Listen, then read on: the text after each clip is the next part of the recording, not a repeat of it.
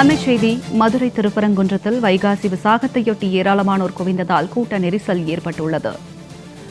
மதுரை திருப்பரங்குன்றத்தில் வைகாசி விசாகத்தை முன்னிட்டு ஏராளமானோர் குவிந்ததால் அப்பகுதியில் கூட்ட நெரிசல் ஏற்பட்டுள்ளது. அண்மை தகவலாக பார்த்து வருகிறோம்.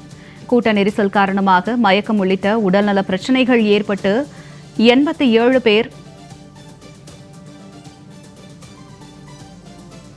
87 பேருக்கு முதலுதவி சிகிச்சை அளிக்கப்பட்ட நிலையில் மயக்கமடைந்த 2 பேர் அரசு மருத்துவமனையில் தற்போது அனுமதிக்கப்பட்டுள்ளனர். விரிவான தகவல்களோடு இணைகிறார் எமது செய்தியாளர் சல்மான். வணக்கம் சல்மான், இது குறித்த கூடுதல் விவரம்.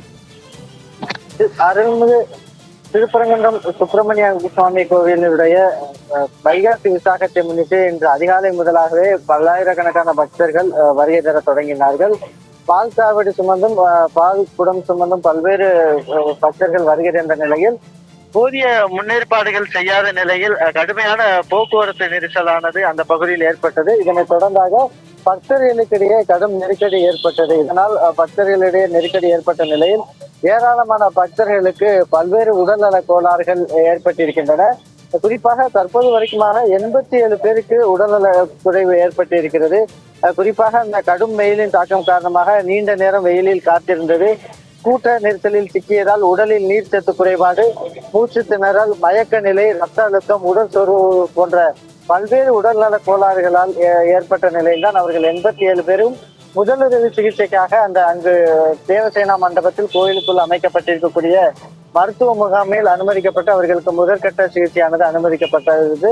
இந்த நிலையில 2 பேர் மயக்கமடைந்திருக்கக்கூடிய நிலையில் அவர்களுக்கு அரசு மருத்துவமனையில் அவர்கள் சிகிச்சைக்காக அனுமதிக்கப்பட்டிருக்கிறார்கள். தொடர்ச்சியாக அதிகாலை முதலாக தொடர்ந்து பக்தர்களின் எண்ணிக்கை அதிகரித்த நிலையில் பக்தர்களுக்குள் கடும் நெருக்கடி ஏற்பட்டது. மேலும் போதிய ஏற்பாடு, ஒரே வழியில் பக்தர்கள் செல்வதற்கான ஏற்பாடுகள் மட்டுமே செய்யப்பட்டிருந்ததன் காரணமாக தான் இதுபோன்ற அதிக அளவிற்கான நெருக்கடி ஏற்பட்டு பக்தர்கள் கடும் சிரமத்தை சந்தித்து வந்தார்கள். இந்த நிலையில் தான் 87 பேருக்கு சிகிச்சை பல்வேறு உடல்நல கோளாறு காரணமாக சிகிச்சை அளிக்கப்பட்ட சம்பவம் என்பதும் பரபரப்பை ஏற்படுத்தி இருக்கிறது. தொடர்ச்சியாக வரும் காலங்களில் இதுபோன்ற நெருக்கடி ஏற்படாமல் பக்தர்களுக்கான உரிய பாதுகாப்பை உறுதிப்படுத்த வேண்டும். அதே போன்று பக்தர்களுக்கு தேவையான அடிப்படை வசதிகளான குடிநீர், கழிவு உள்ளிட்டவைகளை ஏற்படுத்தி தர வேண்டும் என்ற கோரிக்கையும் எழுந்திருக்கிறது. ஜனனி, தங்களுடைய விரிவான தகவலுக்கு நன்றி சல்மான்.